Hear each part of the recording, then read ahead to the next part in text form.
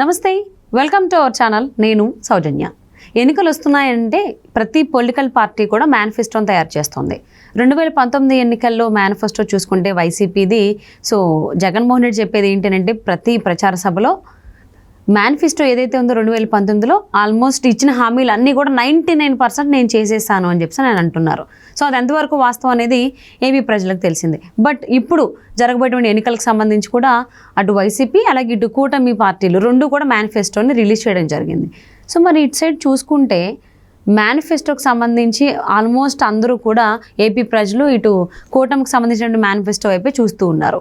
అసలు YCP manifesto చూస్తుంటే అసలు ఇది అవసరమా, దీని మీద అదిరే పెట్టనేటువంటి భావనలో కూడా చాలామంది ఉన్నారు అన్నట్టుగా చాలామంది విశ్లేషకులు అభిప్రాయపడుతూ ఉన్నారు. మరి కూటమి ఆ రకంగా మేనిఫెస్టోని తయారు చేయడానికి ఏంటి ఆలోచన, అంత ధైర్యం ఏంటి, ఏ ఆలోచనలతో ఈ రకంగా మేనిఫెస్టోని తయారు చేశారు? మరి ఈ అంశానికి సంబంధించి మనతో మాట్లాడడానికి, వారి విశ్లేషణని మనతో పంచుకోవడానికి ఈరోజు మనతో పాటు ఉన్నారు జనసేన అధికార ప్రతినిధి కూసంపూడి శ్రీనివాస్ గారు ఉన్నారు. వారితో మాట్లాడదాం. నమస్తే శ్రీనివాస్ గారు. నమస్తే అమ్మా. అంటే మేనిఫెస్టో ఎన్నికలు అన్నాక ఇవి కామన్, ప్రతి పొలిటికల్ పార్టీ కూడా రిలీజ్ చేస్తుంది. సో ఇప్పుడు ప్రజెంట్ కూటమి వైపు ఉన్నటువంటి మేనిఫెస్టో ఏదైతే ఉందో దానికి ప్రజలు మొగ్గు చూపుతున్నారు. అసలు వైసీపీ మేనిఫెస్టో అంటే అది మాకు ఉపయోగం లేనిది, ఆల్రెడీ ఇంతకు ముందు చూసాము, ఆయన ఏమో చేసేసాను అంటాడు 99% అన్నట్టు. బట్ ఇప్పుడు ఏమంత లేదు అంటే మీరు ఆ రకంగా మేనిఫెస్టోని తయారు చేయడానికి మీ ధైర్యం ఏంటి, మీ ఆలోచనలు ఏంటి? ఒకటి సౌజన్య, మేనిఫెస్టో తయారు చేసే ముందు ఏ రాజకీయ పార్టీ అయినా నిజంగా అధికారంలోకి వస్తే చేయడానికి తగ్గ అంశాలు ఏమున్నాయి, వనరులు ఏమున్నాయి, అసలు మన అంటే ఒక రాష్ట్రానికి ఒక రకమైనటువంటి మేనిఫెస్టో తయారవుతాయి. ఆంధ్రప్రదేశ్కి సంబంధించి మనకి అద్భుతమైన వనరులు ఉన్నటువంటి రాష్ట్రం, 900 కిలోమీటర్ల పైన తీర ప్రాంతం ఉన్న రాష్ట్రం, కష్టపడే తత్వం ఉన్నటువంటి మనుషులు ఉన్నారు ఇక్కడ. వీటిని సద్వినియోగం చేసుకుంటే అద్భుతాలు సృష్టించవచ్చు. ఎందుకంటే ఈరోజు ఆంధ్రప్రదేశ్ ఉన్న యువత ప్రపంచంలోని అన్ని పెద్ద రంగాల్లోని పెద్ద పెద్ద స్థానాల్లో ఉన్నారు. అటువంటి ఆంధ్రప్రదేశ్ భవిష్యత్తు ఎప్పుడైతే 2019-24 మధ్యన జగన్మోహన్ రెడ్డి గారు నేను 2 పేజీల మేనిఫెస్టో తీసుకొస్తున్నాను, దీంట్లో అంశాలు నెరవేర్చిన తర్వాతే మళ్ళీ ఓటు అడుగుతాను అనే మాటలు చెప్పారు. దాంతోపాటు ఏమన్నాడైనా మేనిఫెస్టోలో చేర్చిన అంశాలే కాకుండా చేర్చిన అంశాలు కూడా చాలా చేస్తానని చెప్పాడు ఆయన. సరే, అంశాల వారిగా చూసుకుంటే వారికి మనకి ఇక్కడ ఉన్న ప్రజలు కూడా ఆలోచిస్తూ ఉంటారు కదా. 5 సంవత్సరాలు చూశారు, ఒక ఛాన్స్ అన్నాడు కాబట్టి ఒక ఛాన్స్ ఇచ్చారు, చూశారు. మేనిఫెస్టోలో అంశాలు ఏమైనా నెరవేర్చాడా అనేటువంటి విషయాలు గుర్తు తెచ్చుకుంటే డిఎస్సిని వచ్చిన వెంటనే మెగా డిఎస్సి అన్నాడు. ఒక్క డిఎస్సి కూడా లేదు, మెగా డిఎస్సి కాదు, మామూలు డిఎస్సి కూడా లేదు. కూటమి ఏమంటుంది, మేము వచ్చిన తర్వాత మొట్టమొదటి సంతకమే డిఎస్సి, మెగా డిఎస్సి అనౌన్స్మెంటే ఫస్ట్ సిగ్నేచర్ అంటుంది.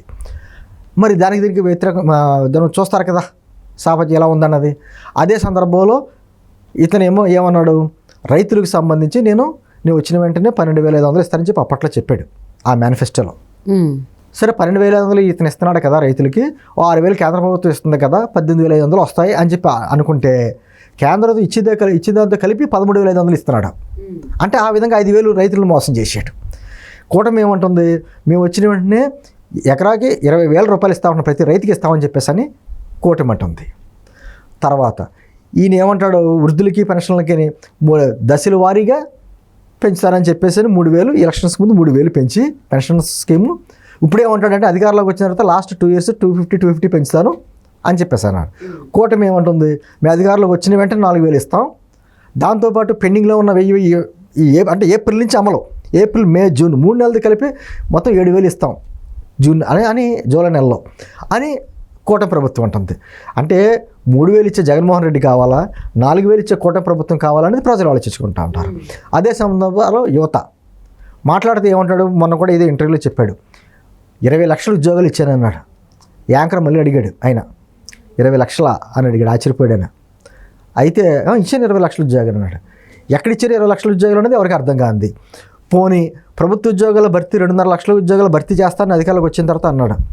చేసింది ఏంటి, 2.5 లక్షలు వాలంటీర్ ఉద్యోగాలు ఇచ్చాడు 5,000 రూపాయల జీతంతో. యువతకేమో ఉపాధి అవకాశాలు కల్పించలేదు. మరి ఆ విధంగా వాళ్ళు చూస్తున్నారు కదా. ప్రతి సంవత్సరం వచ్చిన వెంటనే జాబ్ క్యాలెండర్ రిలీజ్ చేస్తా అన్నాడు. ఎక్కడ జాబ్ క్యాలెండర్ రిలీజ్ చేశాడు? ఇక్కడ ఏమంటున్నారు కూటమి ప్రభుత్వం, నిరుద్యోగులకి ఎక్కడికెక్కడ అంటే అందులో పవన్ కళ్యాణ్ గారి కూడా ఉంది, స్కిల్ డెవలప్మెంట్ ఎక్కడ చూసుకుంటూ చేసి అంటే కులగణన కాకుండా స్కిల్ గణన, నైపుణ్య గణన చేసి ఎవరికెవరి నైపుణ్యంలో యువతలో వాళ్ళని సెలెక్ట్ చేసుకుని వాళ్ళని పారిశ్రామికవేత్తలుగా దిద్దేటువంటి కార్యక్రమం చేయొచ్చు. 15 లక్షల అవసరమైతే వాళ్ళకి డబ్బులు ఇచ్చి వాళ్ళ పారిశ్రామికవేత్తలుగా ఎదగడానికి అవకాశాలు ఇవ్వచ్చు. అదే సందర్భంలో ఉద్యోగుల భర్తీ, ఉద్యోగ ఖాళీ భర్తీలు ఏమన్నా అన్నీ భర్తీ చేయాలి. అదే సందర్భంలో వాళ్ళ నైపుణ్యాన్ని పెంచే విధంగా కార్యక్రమాలు చేసుకుంటూ ఉండాలి. పరిశ్రమలకి ఇక్కడ అనుకూలమైన వాతావరణం ఏర్పరచాలని చెప్తున్నారు. దీనికి సంబంధం ఏముంది?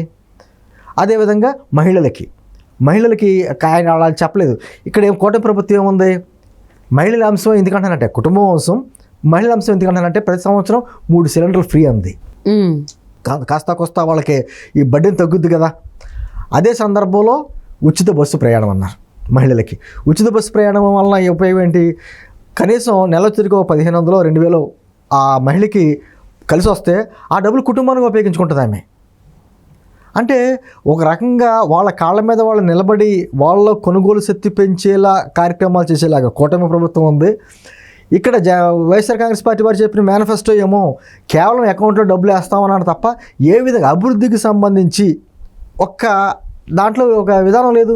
నీ మేనిఫెస్టోలో ఏం చేసి నువ్వు సంపద సృష్టిస్తావు, లేకపోతే ఏ విధంగా ప్రజల ఆదాయం పెంచుతావు అనే వాక్యానికి దాని సంబంధం ఏమీ లేదు. ఇచ్చేసాను మళ్ళీ ఇలా డబ్బులు వేస్తాను, ఇదే మాట. అంటే రాష్ట్రాన్ని మరింత అప్పుల్లో కూరుకుపోయినటువంటి కార్యక్రమాలు వాళ్ళు చేస్తారు. దాదాపు 13 లక్షల కోట్ల రూపాయలు ఈరోజు రాష్ట్ర ప్రభుత్వం మీద భారం ఉంది.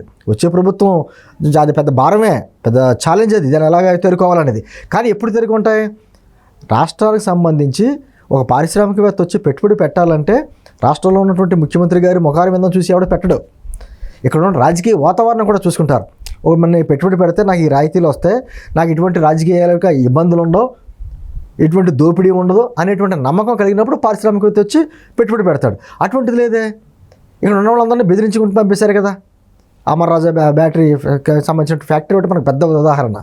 అంటే నేను అంటుంది ఒక పరిశ్రమ వస్తే చుట్టుపక్కల అనుబంధ పరిశ్రమలన్నీ వస్తాయి. అటువంటి కార్యక్రమాలు చేయాలి. అందుకని ఒక మేనిఫెస్టోని ప్లస్ ఈ 5 సంవత్సరాల్లో జరిగినటువంటి వాతావరణాన్ని ఈ రెండు కంపేర్ చేసుకుంటున్నారు ప్రజలు. అందుకని మేనిఫెస్టో వైపు ఎక్కువ మొగ్గు చూపుతున్నారు.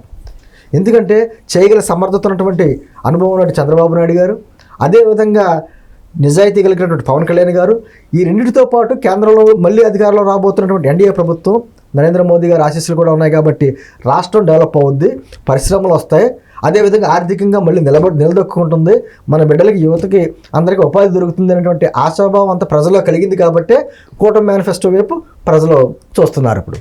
సో ఆల్మోస్ట్ 5 సంవత్సరాలు జరిగినటువంటి పరిణామాలు, సందర్భాలు, పరిస్థితులు తెలియదు కానీ ఏపీ ప్రజలైతే వాళ్ళ ఆలోచన శక్తికి బాగా మెరుగుపరిచారనే చెప్పుకోవాలి, మెరుగు పెట్టుకున్నారు కూడా. సో దానివల్ల ఏ మేనిఫెస్టో వల్ల వాళ్ళు అభివృద్ధి చెందగలుగుతారు అనేది వాళ్ళు బాగా ఆలోచించారు. సో వాళ్ళు ఇప్పుడు దాకా బటన్ ఒకళ్ళు నొక్కితే ఇప్పుడు వీళ్ళు నొక్కడానికి రెడీ అవుతున్నారు. సో ఎప్పుడు వస్తుందా టైం అని చెప్పి ఎదురు చూస్తున్నారని చూద్దాం ఏం చేస్తారు ఏంటి అనేది. Thank you so much Srinivas గారు.